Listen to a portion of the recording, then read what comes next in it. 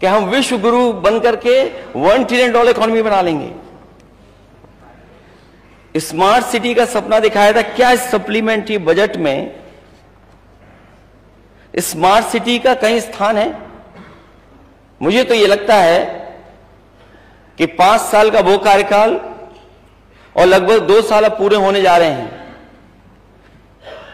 ये सरकार खुद महसूस कर गई है कि अब वो स्मार्ट सिटी नहीं बना सकती, स्मार्ट सिटी नहीं बन पाएगी।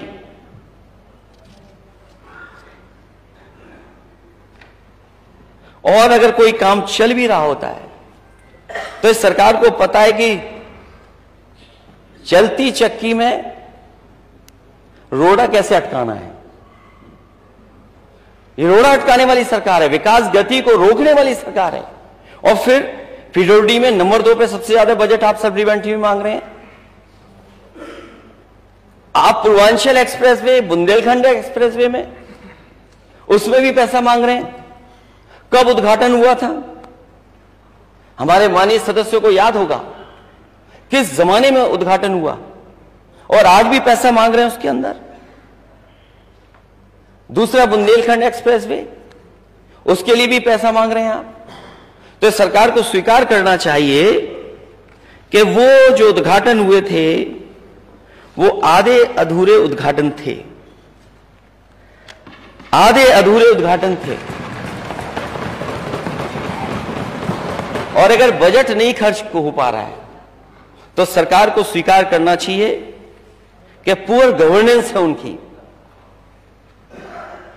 और पुअर गवर्नेंस ही नहीं है, उसको छिपाने के लिए नए नए नारे करते हैं ये लोग। और फिर इतने बड़े साइज जो बजट का आप बना करके रख रहे हैं, तो जब खर्च ही नहीं हो रहा तो आखिरकार क्यों इतना बड़ा बजट आपको चाहिए? इसलिए जब बड़े बजट से, जो मुख्य बजट था, उससे डेवलपमेंट नहीं हुआ तो ये सप्लीमेंट्री बजट से कौन सा डेवलपमेंट हो जाएगा? हालांकि ये सरकार आंकड़े कम मानती है, लेकिन फिर भी एक प्रतिष्ठित मैगजीन के मैं आंकड़े रखना चाहता हूं ओवरऑल इकोनॉमी के बारे में। मुझे याद है अध्यक्ष महोदय, आपके सामने ये बात रखी गई थी कि प्रदेश का सबसे बड़ा बजट इस बार पेश हो रहा है, और जब सबसे बड़ा बजट पेश हुआ तो आपकी अर्थव्यवस्था जब तुलना होती है और प्रदेशों से, तो आपका स्थान कौन सा है? 18वां स्थान है आपका पूरे देश में। जब प्रदेशों की अर्थव्यवस्था की तुलना होती है तो जो सर्वश्रेष्ठ प्रदर्शन करने वाले राज्य, उसमें उत्तर प्रदेश 18वें स्थान पर है। और मान लीजिए सरकार ने अगर इतना बड़ा बजट और इतना सहयोग, जो डबल इंजन सरकार बोलती है, तो सुधार तो दिखना चाहिए। लेकिन देश की एक प्रतिष्ठित मैगजीन ने जब सर्वे किया, उसमें भी सर्वाधिक सुधार वाले बड़े राज्यों में अर्थव्यवस्था किस स्थान पर है आपकी? आपकी 14वें स्थान पर है। ये आंकड़े हम विपक्ष के लोगों के नहीं हैं, ये प्रतिष्ठित मैगजीन है। मैं जानता था अध्यक्ष महोदय, मैंने पिछली बार भी आंकड़े टेबल किए थे, लेकिन वित्त मंत्री मुझे कौन से किताब का है? वित्त मंत्री हैं आप क्यों गुमराह कर रहे हो मुख्यमंत्री जी को? क्योंकि मैं ये टेबल कर दूंगा जो आंकड़े मैं बता रहा हूं। अगर नहीं समझ में आया तो मैं फिर बोलना चाहता हूं। सर्वश्रेष्ठ प्रदर्शन करने वाले स्टेट अर्थव्यवस्था में उत्तर प्रदेश 18वें स्थान पर है। सर्वाधिक सुधार वाले बड़े राज्य अर्थव्यवस्था में हमारा 14वें स्थान पर है। और दूसरा सबसे महत्वपूर्ण पैरामीटर जो हमारा स्वास्थ्य है, ये तो ओवरऑल इकोनॉमी में हम कहां खड़े हैं, और स्वास्थ्य के अगर हम मानक में देखें तो सबसे अच्छा प्रदर्शन करने वाले राज्यों में केवल स्वास्थ्य के क्षेत्र में, क्योंकि सरकार लखनऊ से लेकर के दिल्ली और दिल्ली से लेकर के मुंबई तक मेडिकल कॉलेजों का प्रचार, अपनी स्वास्थ्य व्यवस्थाओं के सुधार का प्रचार, उस पर खर्च कर रही है पैसा। और स्थान कौन सा पा रहा है उत्तर प्रदेश? ओवरऑल ग्रोथ में, इकोनॉमी में थे आप 18वें, इस स्वास्थ्य में 19वें नंबर पर। 19वें नंबर पर स्टेट पहुंचती है, और जिसमें सुधार को लेकर के जो सर्वे किया गया कि सुधार होने वाले राज्यों में जिन राज्यों ने ज्यादा सुधार किया उन राज्यों की सूची में से ही बाहर हो गया उत्तर प्रदेश स्वास्थ्य के क्षेत्र में। और ये सरकार जानबूझ करके कर रही है। सरकार ये जानबूझ करके इसलिए कर रही है क्योंकि सरकार ये चाहती है कि सरकारी अस्पतालों में इलाज ना हो, प्राइवेट अस्पतालों में इलाज हो, लोग ज्यादा से ज्यादा प्राइवेट अस्पतालों में जाकर के इलाज कराएं। अध्यक्ष महोदय, मैं आपके माध्यम से सरकार से जानना चाहूंगा कि जब आप इतना बड़ा बजट रख रहे हैं और इस बजट में आप स्वास्थ्य सेवाओं के लिए रख रहे हैं 174 करोड़ रुपए, 174 करोड़, और आप कितने मेडिकल कॉलेज बनाना चाहते हैं कि देश में सबसे ज्यादा मेडिकल कॉलेज हों। और मैंने अध्यक्ष महोदय कई बार इस सदन में कहा कि इस सरकार ने कोई भी एक जिला अस्पताल नहीं बनाया जिसमें गरीबों को पूरा इलाज मिल जाए, न नया बनाया न पुराने अस्पतालों में सुधार किया। और उसका परिणाम यह है कि गरीब को मजबूरी में प्राइवेट अस्पतालों में जाना पड़ रहा है। मैंने जानकारी की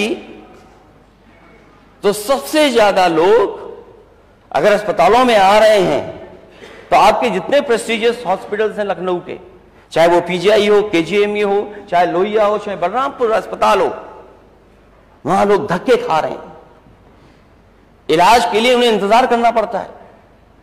दलाल खड़े हुए हैं इमरजेंसी पर, और वो दलाल जैसे ही मरीज आता है दलाल लेकर के चला जाता है प्राइवेट अस्पतालों में। इस सरकार ने मंत्री जी की ड्यूटी लगाई कि देखिए कि अस्पताल में एडमिट हो रहे हैं कि नहीं हो रहे हैं। ये सच सरकार स्वीकार करे कि हां मंत्रियों की ड्यूटी लगाई थी कि नहीं लगाई थी। अध्यक्ष महोदय, मैं भी कहना चाहता हूं, सरकार का कोई भी नुमाइंदा किसी सरकारी अस्पताल में आज चला जाए, एक अस्पताल में सरकार चली जाए, एक अस्पताल में मैं खुद जाना चाहता हूं, देख के आइए क्या हालत है अस्पतालों की। आप बजट 174 करोड़ रुपए केवल, और ये नियत इनकी ये है कि ये अस्पतालों को पीपीपी मॉडल पे दे दिए जाएं। सरकार ये बताए कि क्या अस्पतालों को प्राइवेट पार्टनरशिप के तहत चलाना चाहते हैं कि नहीं चलाना चाहते हैं? क्या प्राइवेट लोग हस्तक्षेप बढ़ाना चाहते हैं कि नहीं बढ़ाना चाहते हैं? हालांकि मुझ पे तो लिमिटेड जानकारी है, लेकिन सरकार, क्योंकि इनके सरकार के लोग कहते कुछ हैं और करते कुछ और हैं। क्या बागपत का आप प्राइवेट उसमें नहीं दे रहे हैं हॉस्पिटल? क्या हाथरस में प्राइवेट पार्टनरशिप से हॉस्पिटल नहीं बना रहे हैं? आप मेडिकल कॉलेज बनाने की कोशिश कर रहे हैं? क्या कासगंज में नहीं देने की कोशिश कर रहे हैं? क्या मैनपुरी में नहीं देने की कोशिश कर रहे हैं? क्या हमीरपुर में नहीं देने की कोशिश कर रहे हैं? क्या महोबा का आप नहीं देने की कोशिश कर रहे हैं? और यही नहीं, माननीय सदस्य जो यहां बैठे हैं और माननीय सदस्य जो वहां बैठे हैं, ये खुद महसूस करते होंगे कि अगर कभी सिफारिश की होगी, सिफारिश करते रहे होंगे, उसको बेड नहीं मिला होगा।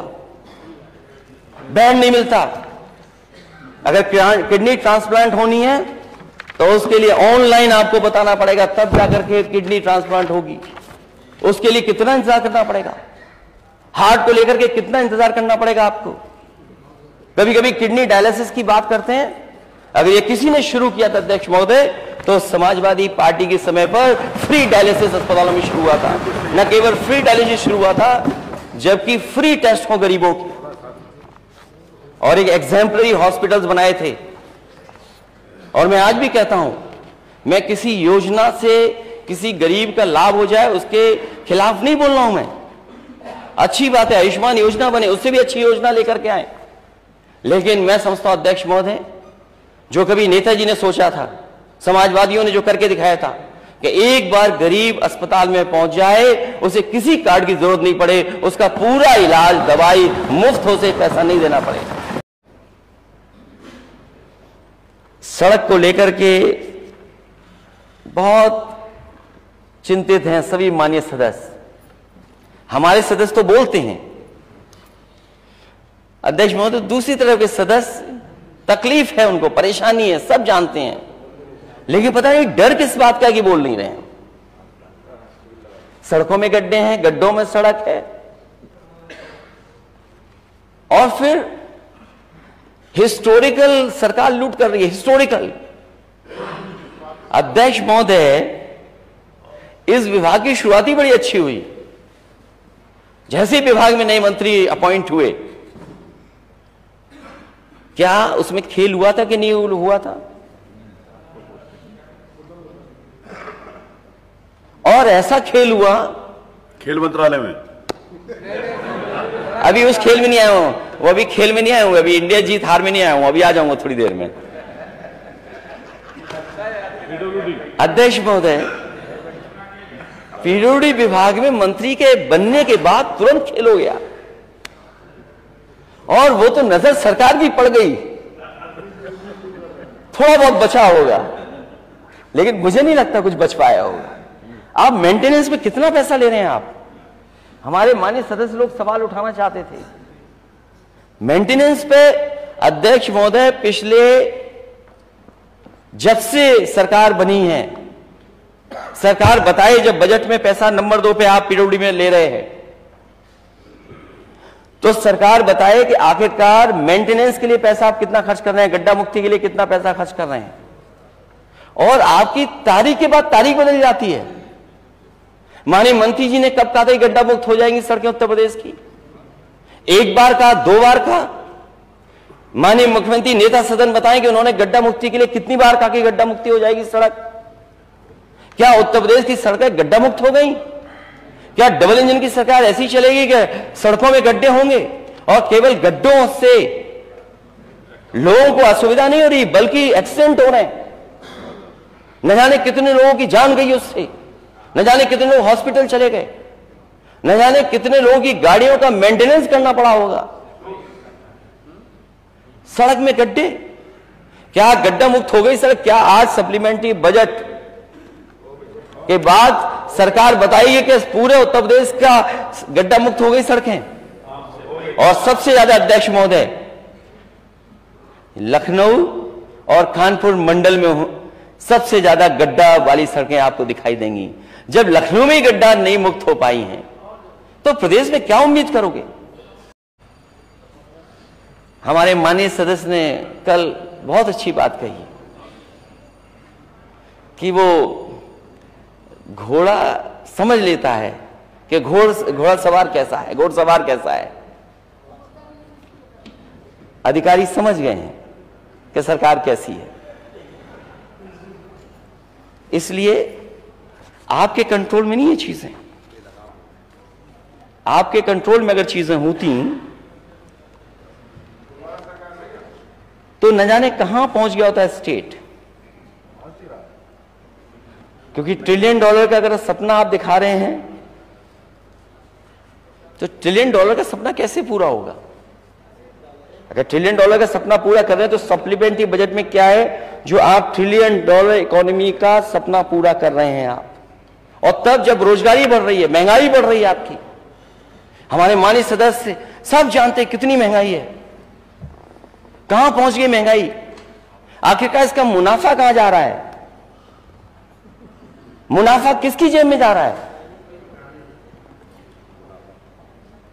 सवाल महंगाई का तो है, लेकिन सवाल इसके साथ साथ मुनाफे का भी है कि मुनाफा किसकी जेब में जा रहा है। बिजली को लेकर के बहुत बजट मांगा है और रखा गया, हमेशा ही रखा जाता है बिजली को लेकर के। मैं अध्यक्ष महोदय, मैं ये दावा कर सकता हूं और आंकड़ों के हिसाब से कि सबसे ज्यादा उत्तर प्रदेश की बिजली के सुधार में अगर किसी सरकार ने फैसले लिए थे तो वो समाजवादी सरकार थी। उसकी वजह से आज उत्तर प्रदेश में इतने बड़े पैमाने पर बिजली उपलब्ध है।